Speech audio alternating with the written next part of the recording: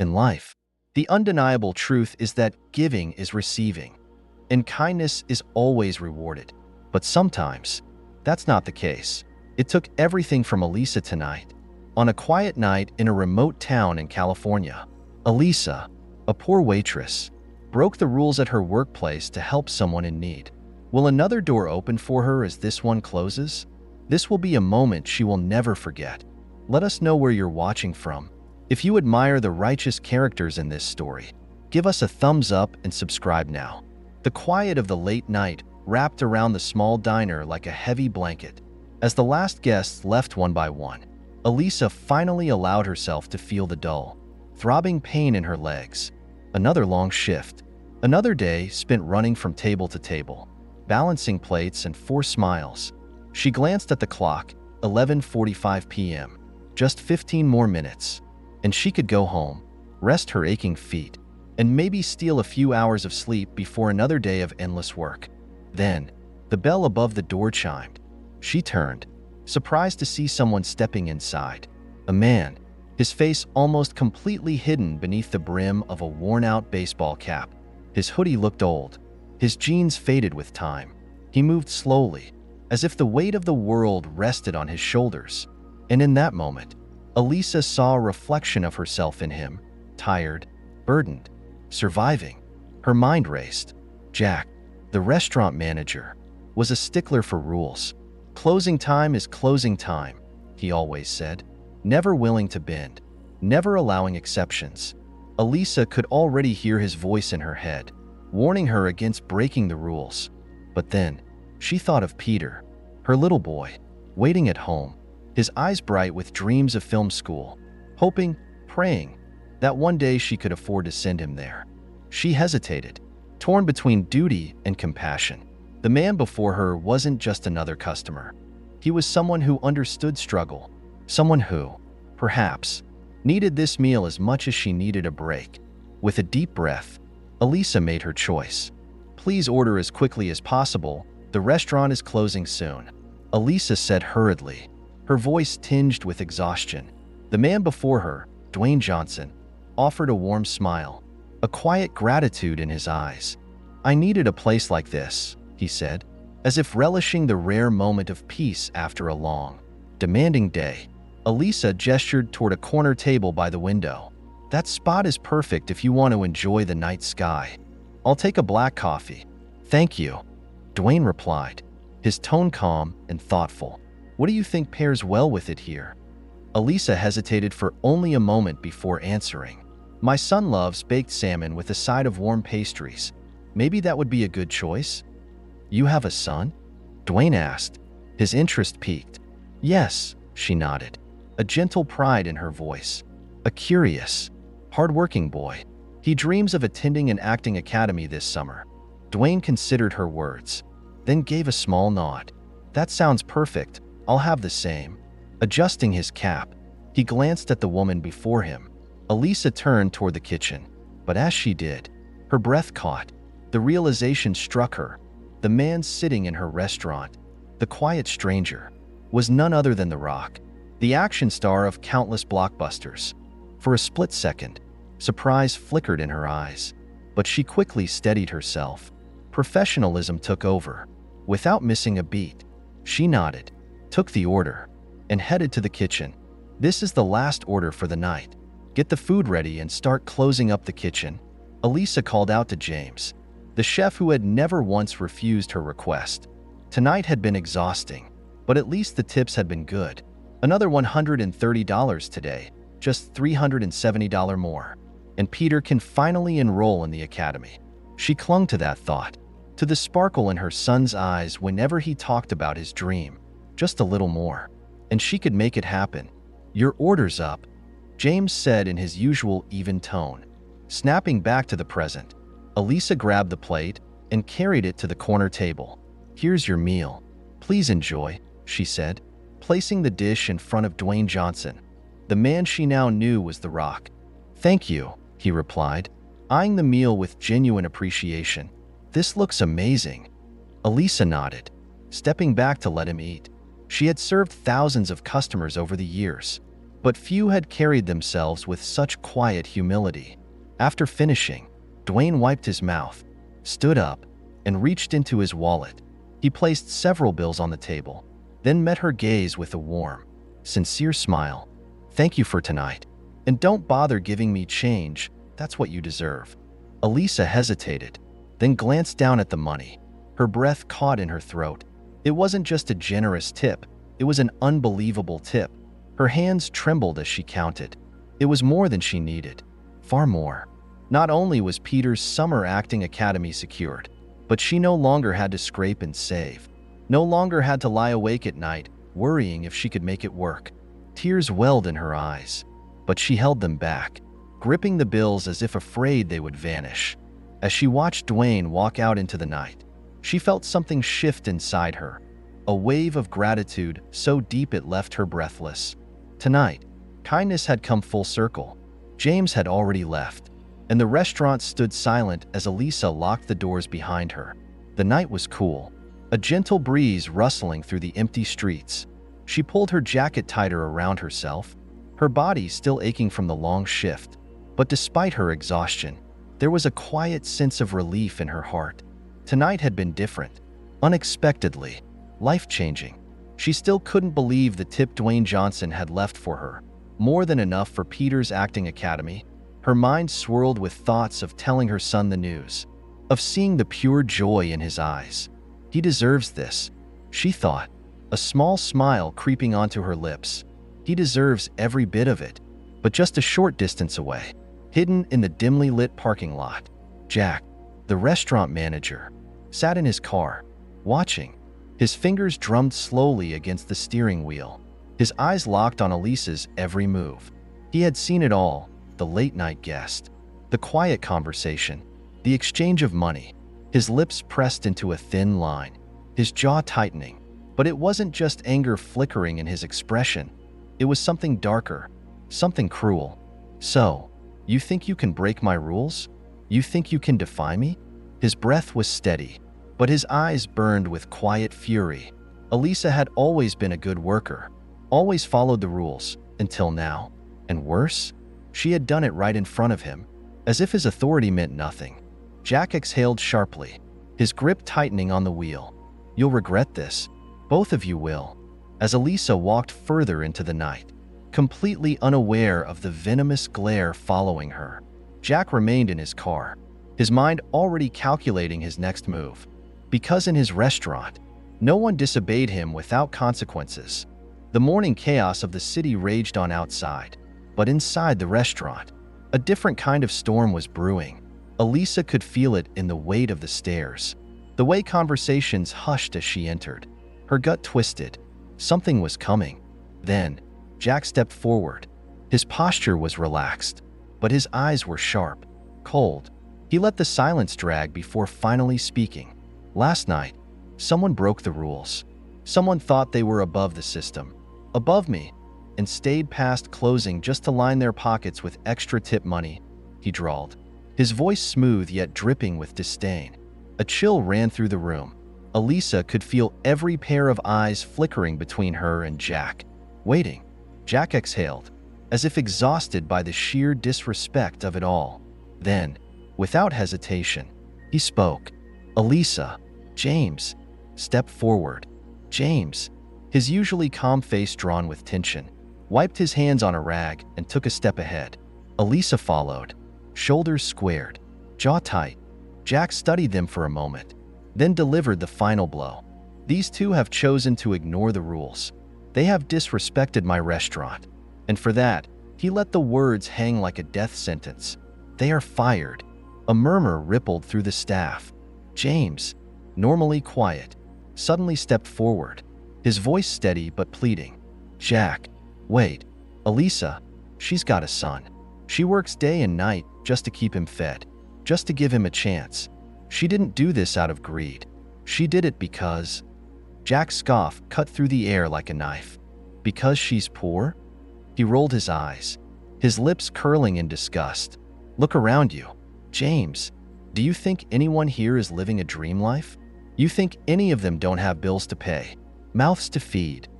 His gaze swept over the staff, who who stood frozen in place. No one dared to speak. And yet, Jack continued, his tone turning sharp.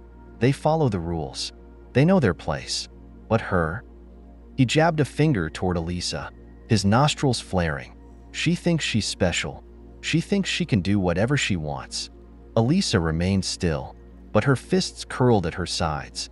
Jack took a step closer, towering over her, his voice a low growl. There are no exceptions here. There is no mercy. You broke the rules. You are gone. That's all there is to it.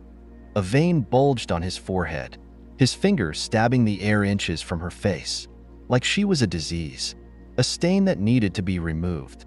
Elisa met his glare, swallowing down the anger burning in her chest. Jack could strip her of her job, humiliate her in front of everyone, but she would not give him the satisfaction of seeing her break. She lifted her chin. "I did it," she said, voice clear, unwavering, "and James had nothing to do with it." Jack sneered. "It doesn't matter. You're both out." The words landed like a slap. The room was suffocating in silence. Jack turned, as if already bored with the spectacle. "Now, get out of my restaurant."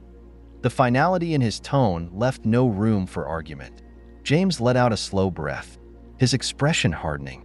Elisa stood motionless for a second longer, then nodded once, more to herself than anyone else. Then, without another word, she untied her apron, set it on the counter, and walked away. The bustling streets were alive with movement, but Dwayne barely noticed. As he passed through the familiar neighborhood, a thought struck him, the kind waitress from the other night, the one who had served him with warmth, without judgment, without hesitation. Elisa. There was something about her that had lingered in his mind. Maybe it was the way she had carried herself despite exhaustion, or how her eyes had softened when she spoke about her son. He had met countless people in his life, but kindness like hers was rare. On impulse, he decided to stop by the restaurant. He stepped inside, expecting to see her at the counter, maybe offering another gentle smile as she always did. But she wasn't there. His brows furrowed. He scanned the room, but there was no sign of her. Instead, when he leaned in and quietly asked one of the staff members, the response made his stomach sink. She was fired. The words felt heavy. Fired? For what? And then it hit him, the urgency in her voice that night, how she had rushed him to place his order before closing. He hadn't thought much of it at the time, but now, looking back, he realized she had risked her job to serve him, and she had paid the price for it. A flicker of guilt stirred in his chest. It wasn't fair. He had to do something. Turning back to the staff, he asked, "Do you know where she lives?" The employees exchanged glances, hesitant, but something in his eyes, something resolute, something genuine, convinced them. A few moments later, Dwayne walked out of the restaurant, gripping the small slip of paper with Elisa's address. He had come here for a meal. Now, he was leaving with a purpose. Dwayne stood in front of Elisa's small, worn-down house, his heart sinking at the sight. The peeling paint, the rickety front steps, everything spoke of struggle. He could only imagine how much harder things had become for her after losing her job. Taking a deep breath, he knocked. A long pause. Then, the door creaked open. Elisa stood there, looking exhausted, her face pale, her hair slightly disheveled. Her eyes widened in shock at the sight of the rock standing on her doorstep. "Dwayne?" Her voice was barely above a whisper. "Hey," he said, offering a small smile. "I stopped by the restaurant. I was hoping to see you, but I heard what happened." She swallowed, lowering her gaze. "It's fine," she murmured. "I'll figure something out." But it wasn't fine. He could see it, the exhaustion, the quiet desperation she tried to hide. She had a child to take care of, bills to pay, and now, no job to help her do it. "You didn't deserve that," Dwayne said, his voice firm. "You were just doing what was right, and I can't help but feel responsible." Elisa shook her head quickly. "No, it's not your fault. I still want to make it right." He hesitated for a moment, then continued. "I run a charity foundation, one that helps underprivileged kids, kids who deserve a chance at a better future. I think someone like you, someone who understands struggle, would be perfect to help us. If you're willing, I'd love to have you on board." Elisa blinked, caught off guard. Dwayne smiled. "Let me help you the way you helped me that night. And maybe, together, we can help even more kids like Peter." For the first time in weeks, hope flickered in her tired eyes. Dwayne pulled out his phone without hesitation, his fingers moving swiftly as he dialed his assistant's number. The line rang only once before a familiar voice answered. "Yes, Mr. Johnson?" Dwayne's gaze remained on Elisa, who still stood in the doorway, confusion and disbelief written all over her face. He didn't give her time to object. "I need you to arrange something for me," he said firmly. "You know the charity foundation we're running? We've been short on someone for that open position, community outreach." "Right. Yes, we're still looking for the right person," the assistant confirmed. "Well, I found her," Dwayne said without hesitation. "Her name is Elisa. She's hardworking, kind, and has a good heart, exactly the kind of person we need. I want her brought in as soon as possible." There was a slight pause on the other end. Then, "Understood. I'll get everything set up immediately." Dwayne nodded, glancing at Elisa, who still looked too stunned to speak. "Make it fast," he added. "We have a new project coming up, and I want her on board before it launches." "Consider it done, sir." He ended the call and slipped his phone back into his pocket. Then, with a reassuring smile, he met Elisa's overwhelmed gaze. "It's done. You're officially part of the team," he said simply. Elisa opened her mouth, but no words came out. Her eyes glistened as realization settled in. This wasn't just kindness. This was a lifeline. "You believed in me that night," Dwayne added. "Now, let me believe in you." The office air was thick with tension. Elisa stood firm, her hands clenched at her sides as she faced Jenny, the head of the charity. She had spent weeks combing through the financial records, uncovering discrepancies that couldn't be ignored. Money that was meant for underprivileged children had been misallocated, funneled into suspicious transactions with no clear purpose.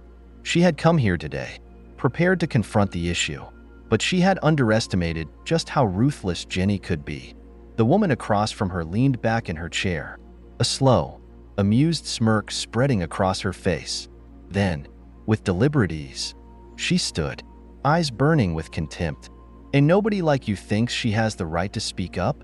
Jenny sneered. "You think because Johnson threw you a bone, you suddenly matter here?" Her voice dripped with disdain as she took a step closer, towering over Elisa. "You don't have the credentials. You don't have the experience. What makes you think you of all people can accuse me of wrongdoing?" She scoffed, shaking her head. "People like you, who get in because of pity, should know their place."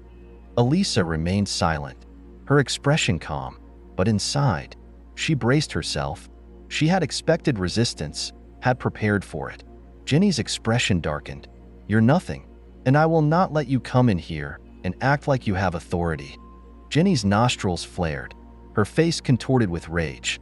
She spat, lunging forward, hand raised as if ready to strike. Then, without warning, Jenny shoved her finger hard into Elisa's shoulder, as if trying to physically push her back. Elisa didn't flinch. Jenny's hand twitched, balling into a fist. The anger in her eyes turned to something more dangerous. "I own this place. If I tell security to drag you out like the useless fraud you are, no one will stop me." Elisa met her glare, her voice steady. "A charity is meant to help people, not to be exploited for personal gain." Jenny let out a sharp, mocking laugh. "And you think you can prove that? With what? Your gut feeling?" Elisa straightened herself, her heart pounding, but inside, she remained calm, because she had everything she needed. Jenny didn't know it, but every single word, every single threat, every insult had all been recorded. Jenny scoffed, her confidence unshaken. "You have no proof. No one will believe you." Elisa's lips curled into the faintest smile. "We'll see about that." Jenny's smirk faltered for just a second. Elisa turned, walking away, not in defeat, but in power, because this wasn't over. The truth was coming, and Jenny had no idea how badly she was about to fall. Elisa walked out of the office, her steps steady and unhurried. Ginny's threats still echoed in her ears, but she felt no fear. She had expected this reaction, had prepared for it.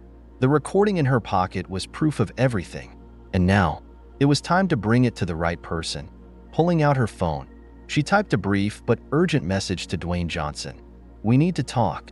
I found serious financial misconduct in the charity. I have proof." She hesitated for only a second before pressing send. Within minutes, her phone vibrated. "Dwayne, call me now." Elisa took a deep breath and dialed.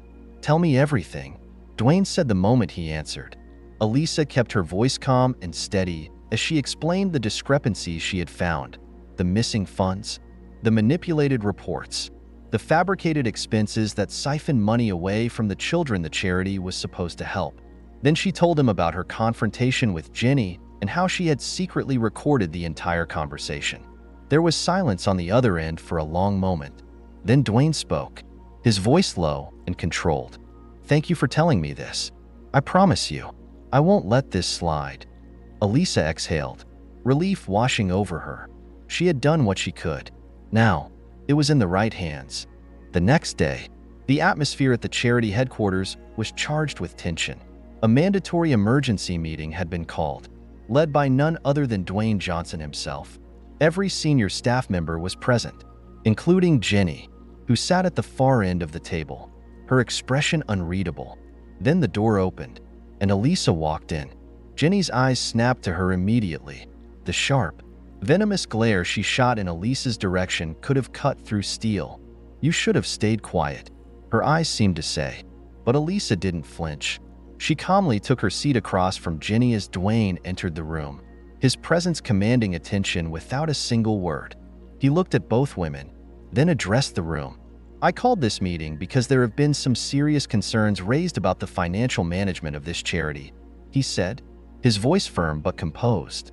"Elisa has provided a detailed report on irregularities in our records. I want full transparency. If there is any mismanagement of funds, it ends today." Ginny let out a soft, humorless laugh and leaned back in her chair. "So, we're really doing this? We're taking her word for it?" she asked, crossing her arms. "With all due respect, Mr. Johnson, this woman has been here for, what, a few weeks? And suddenly she's an expert on our finances?" Dwayne's gaze didn't waver. "She's not just making accusations. Ginny, she has evidence." Ginny's smirk faltered. Elisa remained silent as Dwayne pulled out a folder and set it on the table. "These are the reports she compiled. And this," he reached into his pocket and placed a phone on the table, "is a recording of your conversation with her yesterday." The color drained from Ginny's face. "You recorded me?" she hissed, her voice low and dangerous. Elisa didn't reply. She didn't need to. Dwayne pressed play. Ginny's own voice filled the room. "You think because Johnson threw you a bone, you suddenly matter here? People like you, who get in because of pity, should know their place. Drop this ridiculous act, or I'll make sure you regret it." The silence in the room was suffocating. Ginny's composure cracked. She turned to Dwayne, her voice suddenly softer, more desperate. This is taken out of context. She was provoking me. I was just..." Dwayne raised a hand, cutting her off. "I've seen enough," he said coldly. "I built this charity to help children, not to fund corruption. Ginny, you're fired. Effective immediately." Ginny shot up from her seat, her face twisting with rage. "You can't do this. I built this organization. You don't understand how it works. You can't just replace me with her." Dwayne's eyes darkened. "I can, and I just did." Ginny's breathing was ragged, her fingers gripping the edge of the table as if trying to hold onto any last shred of control. But there was nothing left for her. Security entered the room. She turned one last time to Elisa, pure hatred flashing in her eyes. "You'll regret this," she spat before storming out. Dwayne sighed, rubbing his temples before turning back to the room. "There will be a full audit. Every cent will be accounted for. And from now on, this organization will run with the integrity it was meant to have." His gaze landed on Elisa, and for the first time that day, he smiled. "You did the right thing," he said. "And because of that, This charity will finally do what it was meant to do." Elisa nodded, but she knew this wasn't about her. It was about the children who deserved better. And now, they would get it. With Jenny's removal, a wave of change swept through the charity. Dwayne Johnson ensured a full audit was conducted, uncovering even more financial mismanagement than Elisa had initially suspected. The stolen funds were traced. Legal action was taken against those involved, and new policies were put in place to ensure absolute transparency in the organization. But the most significant change? The faith and trust that people now placed in Elisa. Her courage to speak up had saved the organization from corruption, and her relentless dedication to the cause had not gone unnoticed. Dwayne, along with the board of directors, saw something in her, a natural leader, someone who understood the struggles of those the charity was meant to help. So, when the time came to appoint someone to lead the next major initiative, the decision was unanimous. Elisa was promoted to oversee one of the charity's most ambitious projects, a nationwide scholarship program for underprivileged children who dreamed of pursuing the arts. A week after Jenny's departure, Dwayne called Elisa into his office. She entered, still adjusting to the idea of being in such high-level meetings. But Dwayne's welcoming smile helped ease her nerves. "Take a seat," he said, gesturing to the chair in front of him. Elisa sat down, waiting. Dwayne leaned forward, his arms resting on his desk.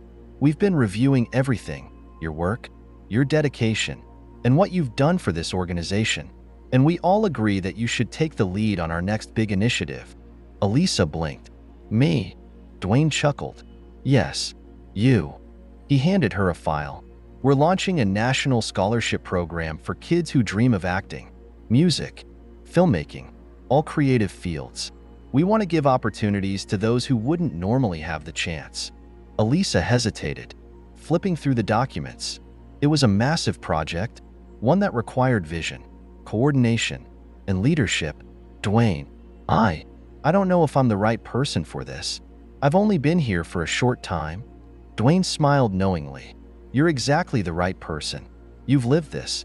You know what it's like to struggle, to fight for a dream. That's the kind of leader we need." Elisa felt a lump in her throat.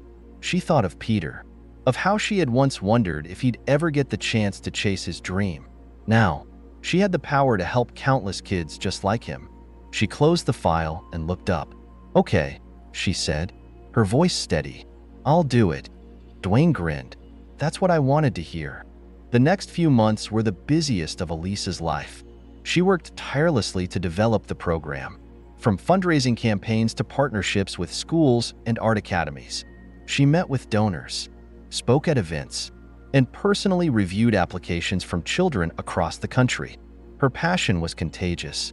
For the first time, Elisa wasn't just surviving, she was thriving. She had a purpose greater than herself, and every day, she woke up knowing that her work was changing lives. One afternoon, as she was reviewing scholarship applications, a familiar name caught her eye, Peter Dawson. Her heart clenched. Her son had applied. Tears blurred her vision as she read his essay. He wrote about his mother, about the sacrifices she had made, about how she had taught him never to give up. She wiped her eyes and smiled. "No matter what happens, I'll always fight for you," she thought. The day of the first scholarship award ceremony arrived, and Elisa stood on stage next to Dwayne as they prepared to announce the recipients. The room was filled with hopeful young faces, their eyes shining with the same dreams Peter had. Elisa stepped forward, adjusting the microphone. "When I started this journey, I was just a struggling waitress trying to give my son a better life," she began, her voice strong. "I never imagined I'd be here today, helping so many others do the same. But that's the beauty of kindness. When you give it, it has a way of coming back to you." She took a deep breath. "And now, it's time to give you the opportunity to follow your dreams." One by one, names were called, and students walked up to receive their scholarships. And then, the final scholarship of the evening goes to Peter Dawson. Elisa's breath caught as her son's name echoed through the hall. Peter, sitting in the audience, froze. Then, slowly, he stood, his hands trembling. The crowd erupted in applause as he walked to the stage. His eyes locked onto his mother's. Tears streamed down Elisa's face as she handed him the certificate. He hugged her tightly, whispering, "Mom, we did it." She held him close, her heart full. As the event wrapped up, Dwayne clapped a hand on Elisa's shoulder. "You did good," he said. "Really good." Elisa looked out at the crowd of students, each one given a chance they never thought possible. "I think," she said, smiling, "this is just the beginning." And she was right, because kindness, once given, never truly ends. It only grows, creating ripples that change lives forever. Thanks to the opportunities Dwayne Johnson had given her, Elisa's life had transformed in ways she had never imagined. No longer did she have to endure exhausting shifts at the restaurant, running from table to table with aching feet and forced smiles. No longer did she spend sleepless nights worrying about bills, wondering if she could afford Peter's education. Now, she had a meaningful career, one that allowed her to help children like Peter, kids with big dreams but little means to achieve them. Her work at the charity became her passion. She dedicated herself to every project, ensuring that underprivileged children had access to education, creative opportunities, and the chance to build a future. With each scholarship awarded, each life changed. Elisa saw reflections of her own struggles, and it only pushed her to work harder. Meanwhile, Peter was finally living his dream. With the scholarship and the support from the foundation, he had trained extensively in acting and action sequences. His dedication paid off, and he started landing roles in films, small parts at first, then gradually bigger ones. Through sheer determination and hard work, he was now earning his own money, proving that his success came from his own effort and perseverance. But despite his rising career, Peter never forgot his roots or the sacrifices his mother had made for him. He carried with him the lessons Elisa had taught him: kindness, gratitude, and the importance of giving back. Every month, without fail, he set aside a portion of his earnings, not for himself, but to support Elisa's charitable work. Together, they traveled to struggling communities, visiting schools, orphanages, and shelters, helping children who, like Peter once had, needed a chance. They provided books, supplies, and scholarships, ensuring that others could also chase their dreams. For Elisa, watching Peter succeed was the greatest reward. He was not only building a career but using his success to make a difference. And as they continued their journey of kindness, she knew one thing for certain: goodness, once shared, always finds its way back. Love this content? Like the video and subscribe for more amazing updates. Share your thoughts below. Your support means to us.